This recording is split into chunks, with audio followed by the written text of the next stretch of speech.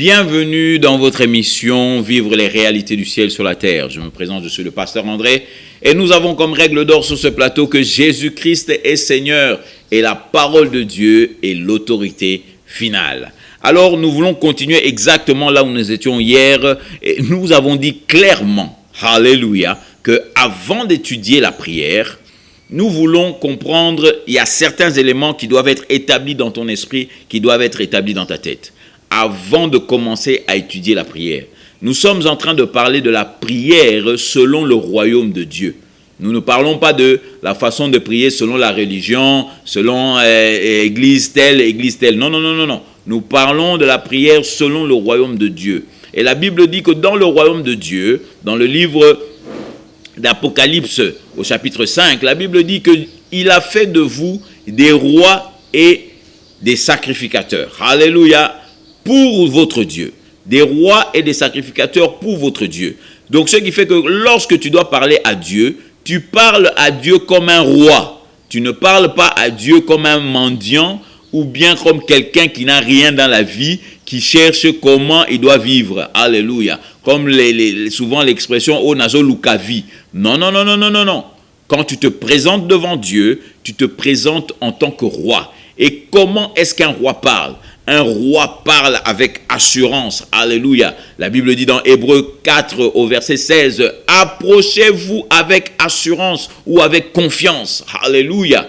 Confiance pourquoi ? Parce que vous êtes en train de parler à un roi et il va vous répondre en tant que roi. Alléluia. Amen. Donc, nous avions dit que les trois éléments, nous étions arrivés au deuxième, trois éléments à connaître avant d'étudier la prière, avant d'étudier le sujet de la prière. C'est que premièrement, la prière, ce n'est pas attirer l'attention de Dieu. Alléluia.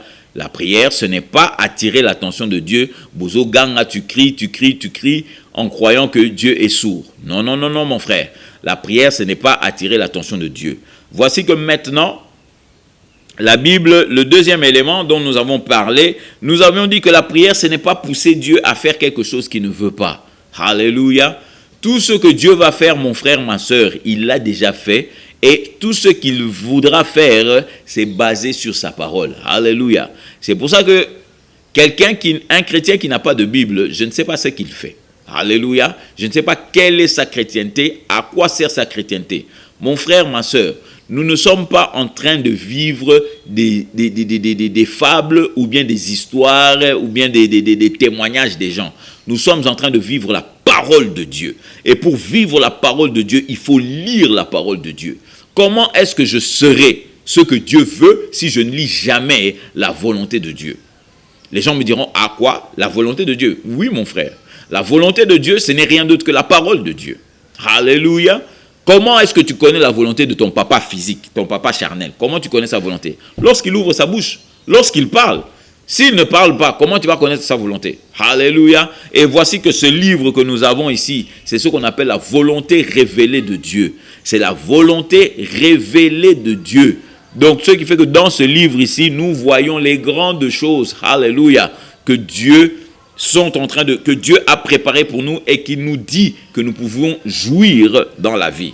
Alléluia. Donc nous avons dit que deuxièmement, ce n'est pas pousser Dieu à faire quelque chose qu'il ne veut pas. Alléluia. Donc si tu as demandé une fois et que ça n'a pas marché, n'essaye pas de pousser Dieu à faire quelque chose qu'il ne veut pas. Comme je me rappelle d'une demoiselle, d'un monsieur qui a vu une femme, la femme d'un monsieur qui était déjà marié. Il a vu cette femme et puis vous savez qu'est-ce qu'il a dit?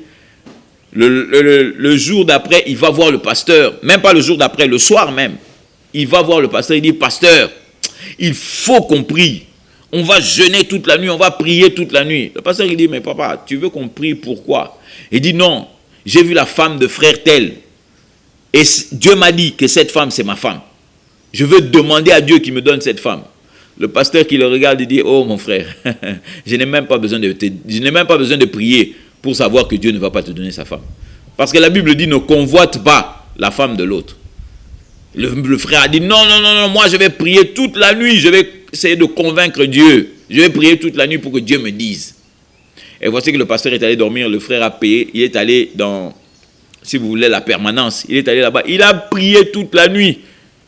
Et le lendemain matin à 6 heures, il vient dans la cuisine du pasteur. Et le pasteur qui lui dit, mon frère, qu'est-ce que Dieu t'a dit? Dieu m'a dit que c'est la femme de mon frère là-bas. Donc il a perdu toute une nuit pour rien. Alléluia. Tu avais jusqu'à ouvrir la Bible pour savoir que Dieu ne va pas te donner ça. Donc, ne croyez pas que vos prières vont pousser Dieu à faire quelque chose qu'il n'a pas envie de faire. Alléluia. Et troisièmement, le troisième élément que nous devons comprendre, c'est que la prière, prêtez-vous maintenant, la prière, c'est notre communication avec Dieu. Alléluia. La prière, c'est ta communication avec Dieu. Communication avec Dieu, ça veut dire quoi? Ça ne veut pas dire que aux hommes, là, tout ça. Ça, ce n'est pas une communication. Une communication, c'est quoi? C'est un élément qui va de deux côtés. Je dis quelque chose et mon interlocuteur me répond. Je parle, il me répond. Je parle, il me répond.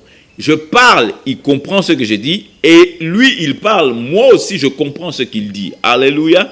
Une communication ne peut pas se faire avec deux langages différents.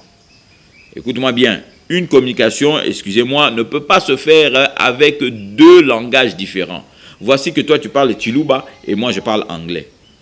Tous les deux, peut-être, on parle, mais on ne communique pas. Alléluia. On ne communique pas. Parce que pour qu'il y ait communication, il faut que nous puissions comprendre l'un et l'autre ce qu'on dit. Et malheureusement, dans la prière, tu verras beaucoup de gens qui disent des choses. Alléluia. Que Dieu lui-même ne peut pas, c'est-à-dire qu'ils disent des choses que Dieu ne comprend pas. Ce n'est pas le langage de Dieu. Dieu ne comprend pas. Et vous voulez que je vous choque un peu, mes frères et sœurs? Alléluia. Dieu n'écoute pas toutes les prières. Oh, je sens qu'il y a des gens qui commencent à s'énerver. Mon frère, ma sœur, Dieu n'écoute pas toutes les prières. Et je vais te les démontrer bibliquement parlant. Alléluia. Venez avec moi dans 1 Jean. Venez avec moi dans 1 Jean. Alléluia. Venez avec moi dans 1 Jean. Je veux que tu comprennes, mon frère, ma sœur. Alléluia. Que Dieu est un bon Dieu. Et que si Dieu t'entend, il est obligé de te répondre. Si Dieu t'entend, il est obligé de te répondre. Alléluia. Je vais vous montrer quelque chose ici. N'oubliez pas, dans cette émission, bloc-notes, bic et Bible en papier. Alléluia. Maintenant, regardez ceci. Regardez ceci. 1 Jean, chapitre 5. Alléluia. 1 Jean, chapitre 5. On va parler de que toutes les prières. Le pasteur André vient de dire que Dieu ne répond pas à toutes les prières et Dieu n'entend pas toutes les prières. Il va vous les démontrer bibliquement parlant. La Bible dit dans 1 Jean 5, au verset 14, la Bible dit « Et c'est ici la confiance que nous avons en lui. » C'est ici la confiance que nous avons en lui. Donc, c'est-à-dire que ici, dans cet endroit, alléluia, dans cet endroit ici que je vais lire, c'est là où se trouve la confiance que nous avons en Dieu. La Bible dit ceci, que si nous demandons quelque chose selon sa volonté, alléluia, si nous demandons quelque chose selon sa volonté. Maintenant, qu'est-ce qui se passe? Si nous demandons quelque chose selon sa volonté, il nous écoute. Alléluia. Si nous demandons quelque chose selon sa volonté, il nous écoute. Alors, le revers de ce verset, c'est quoi? Si nous demandons quelque chose qui n'est pas sa volonté, il ne nous écoute pas. C'est ça, non? C'est ça. Est-ce que tu vois? Est-ce que tu vois? Je n'ai rien inventé. C'est ce qui est écrit ici. C'est ce qui est écrit ici. La Bible dit, c'est ici la confiance que nous avons en lui, que si nous demandons quelque chose selon sa volonté, il nous écoute. Donc maintenant, si nous demandons quelque chose qui n'est pas sa volonté, il ne nous écoute pas. Amen. Alléluia. Je sais que là où tu es, peut-être ça peut te déranger parce que il y a toujours eu des hommes qui ont essayé de te faire comprendre, des hommes ou bien des prophètes, de qui que ce soit, qui sont venus te dire, non, Nzambe Azoyo Kayo, il écoute toutes tes prières. Mais c'est faux, mon frère. Comme je te l'ai donné l'exemple tout à l'heure, si toi tu parles en Chiluba, moi je parle en anglais, on ne peut pas se comprendre. On ne se comprendra pas. Alléluia. Tu peux crier comme tu veux. On peut même hausser le ton. Mais on ne saura pas de quoi on parle. Et Dieu a un langage. Et le langage de Dieu, c'est ce qu'on appelle sa volonté. Alléluia. Le langage de Dieu, c'est sa volonté. Et encore mieux, la volonté de Dieu est révélée par la parole de Dieu. Donc, je peux remplacer le mot volonté ici par la parole. Il dit, si vous demandez quelque chose en accord avec ma parole, je vous écoute. Mais si tu demandes quelque chose qui est en désaccord avec ma parole, je ne t'écoute pas. Alléluia. D'où ce qui fait que Dieu ne t'écoute pas. Mais si Dieu ne t'écoute pas, mon frère, ma soeur, qui t'écoute alors? Ah, c'est le diable. Alléluia. Et le diable se fera un plaisir de te répondre. C'est pour ça que tu entends des gens, par exemple, être dans 2-3 couples et puis dire, ah non, Dieu a répondu à ma prière, il m'a envoyé un mari. Il ne t'a pas envoyé un mari, mon frère. Il ne t'a pas envoyé un mari, ma soeur, plutôt. Alléluia. Parce que c'est le mari de quelqu'un d'autre. Comment est-ce que Dieu va prendre le mari de quelqu'un d'autre et puis va te l'envoyer? Alléluia. Est-ce que vous croyez que Dieu est inconscient ou quoi? Pourquoi Dieu, qui est le Dieu d'amour, va détruire l'amour de quelqu'un d'autre pour créer ton propre amour? Est-ce que vous croyez que Dieu est en rupture d'homme? Que Dieu n'a plus d'homme ou de femme à donner? Alléluia. Et que sur cette terre, il n'y a pas assez d'hommes.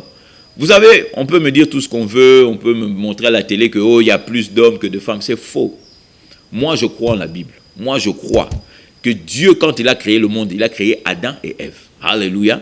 Il est vrai qu'aujourd'hui, avec le péché, il est possible. Mais moi, je ne crois pas qu'il y a une carence d'hommes et une carence de femmes. Ça, c'est ma croyance. Alléluia. Peut-être que toi, tu crois différemment. Mais ça, c'est ma croyance. Moi, je ne crois pas. Et d'ailleurs, je ne crois même pas qu'il y a une carence de bons hommes et une carence de bonnes femmes. Alléluia.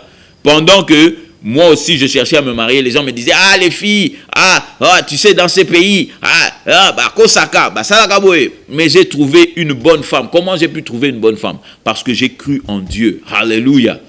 Toi aussi, tu écoutes trop les gens, oh non, tu cherches une femme, et puis on te dit, les filles de Kinshasa, ce sont que des voleuses, ce sont des comme ça, des menteuses, des ceci. Papa, tu ne trouveras personne. Mais si tu te mets dans la parole de Dieu, et que tu utilises ta foi, tu verras que les bonnes femmes, il y en a plein dans ce pays, et il y en a plein dans cette capitale. Mais le problème, c'est quoi? C'est de regarder, c'est là où tu mets ton regard. Est-ce que tu regardes à Christ, ou bien tu regardes aux hommes? Parce que si tu regardes aux hommes, tu vas tout le temps tomber dans les erreurs. Mais si tu regardes à Christ, alléluia, qui est l'alpha et l'oméga, qui est l'auteur et le consommateur de ta foi, je te dis, mon frère, tu trouveras la femme qu'il te faut et tu trouveras le mari qu'il te faut. Alléluia, parce que Jésus-Christ est fidèle. Amen. Donc maintenant, vous voyez simplement que Dieu n'entend pas toutes les prières. Dieu n'entend pas toutes les prières. Maintenant, le verset 15 nous dit ceci. Et si nous savons qu'il nous écoute, quoi que ce soit que nous demandions, nous savons que nous avons les choses que nous lui avons demandées. Alléluia. C'est-à-dire quoi, mon frère, ma soeur?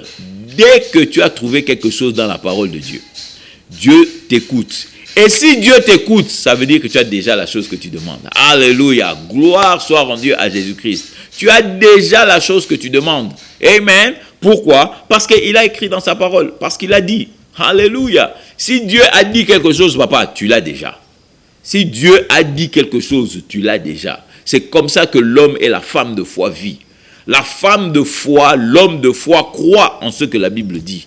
Je ne crois pas en ce que les églises racontent. Je ne crois pas en ce que les pasteurs racontent. Moi, je crois en ce que la Bible me dit. Et la Bible me dit que si Dieu m'entend, alléluia, parce que j'ai prié selon sa parole, automatiquement, j'ai déjà ce que je lui ai demandé. Amen. Oui, mon frère, c'est merveilleux et c'est formidable de voir que notre Dieu est un Dieu fidèle. Il n'est pas un Dieu qui t'appelle dans la prière pour te faire perdre ton temps. Il t'appelle dans la prière parce qu'il veut que ta joie soit complète. Et ta joie sera complète comment? En recevant et en trouvant ce que tu cherches. Alléluia. Oui, mon frère, oui, ma soeur. Peut-être tout ce que maintenant, tu as toujours cru que non, Nzambé, Dieu s'occupe seulement de ma vie spirituelle. Non, archi faux, archi faux, archi faux. Et vous me direz, mais pasteur André, comment tu peux dire des choses comme ça? Alors nous allons aller dans un livre qui est juste après 1 Jean. Nous allons aller dans 3 Jean, le chapitre 1. Nous allons lire ce verset Et comme l'heure est en train d'avancer, nous allons continuer même demain. Alléluia, par rapport à cette réalité. Mais je veux vous lire ce verset avant que l'on termine. Écoutez ça, la Bible dit ceci dans 3 Jean 2. Alléluia, il n'y a qu'un seul chapitre, c'est pour ça que je dis 3 Jean 2. Alléluia. La Bible dit, bien-aimé, je souhaite qu'à tous égards, ça c'est la version Darby, qu'à tous égards, tu prospères et que tu sois en bonne santé comme ton âme prospère. Alléluia.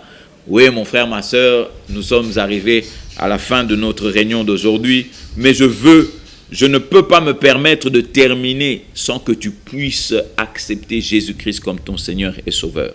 Peut-être que c'est la première fois que tu écoutes cette émission, ou bien peut-être que tu as même l'habitude d'écouter cette émission et que tu demandes chaque fois, mais pourquoi il nous dit tout le temps d'accepter Jésus-Christ? Parce que mon frère, ma soeur, aucune personne qui écoute la parole de Dieu et qui n'ait pas reçu Jésus-Christ pourra rentrer au ciel. Alléluia. Écouter la parole de Dieu, ce n'est pas ça le problème. Le problème, c'est d'avoir accepté Jésus-Christ comme Seigneur et Sauveur dans ta vie, afin que tu aies un endroit où partir si tu dois quitter ce monde. Alléluia. Mon frère, ma soeur, la vie éternelle, ce n'est pas pour Dieu. La vie éternelle, c'est pour nous. La Bible dit que Dieu a tant aimé le monde qu'il a donné son Fils unique, afin que quiconque croit en lui, qu'il ne périsse point, mais qu'il ait la vie éternelle. Maintenant, toi, la personne qui est ici, qui n'a jamais fait cette prière, tu m'entends peut-être tout le temps dire ça. Tu n'as jamais fait ça. Fais-le aujourd'hui. Alléluia. Fais-le aujourd'hui. Répète après moi en disant, Seigneur Jésus, j'ai entendu ta parole et je crois que tu es le Dieu véritable. La Bible déclare que si je te confesse de ma bouche que comme Seigneur et que je crois dans mon cœur que Dieu t'a ressuscité d'entre les morts, je serai sauvé. Alors mon Dieu, je veux maintenant confesser Jésus comme mon Sauveur, comme mon Seigneur, et je crois profondément dans mon cœur que tu l'as ressuscité d'entre les morts. Et la Bible me dit que je suis sauvé. Alors je reçois le salut de Jésus-Christ dans le nom tout-puissant de Jésus. Amen. Amen mon frère, amen ma soeur. Si tu as fait cette prière avec moi et que tu as été sincère, alléluia. La Bible dit à tous ceux qui l'ont reçu, il leur a donné le droit de devenir enfants de Dieu. Alors je veux t'encourager maintenant à trouver une bonne église, là où Jésus-Christ est prêché et là où les principes du royaume sont donnés afin que tu vives les réalités du ciel sur la terre. Si tu n'as pas d'endroit où aller, tu peux nous appeler, il y a un numéro sur l'écran, appelle-nous, nous allons te diriger, nous allons t'emmener et si tu n'es pas loin de nous, nous t'inviterons afin que tu puisses passer un bon moment avec nous et que le Seigneur puisse te bénir. Alléluia. Alors je suis le pasteur André vous rappelant que Jésus-Christ est Seigneur. À la prochaine et à nous revoir. We clap our hands in the sanctuary. We clap our hands to give you the glory. We clap our hands to give you the praise. And we will praise you for the rest of our days. Yes, we will praise you for the rest of our days.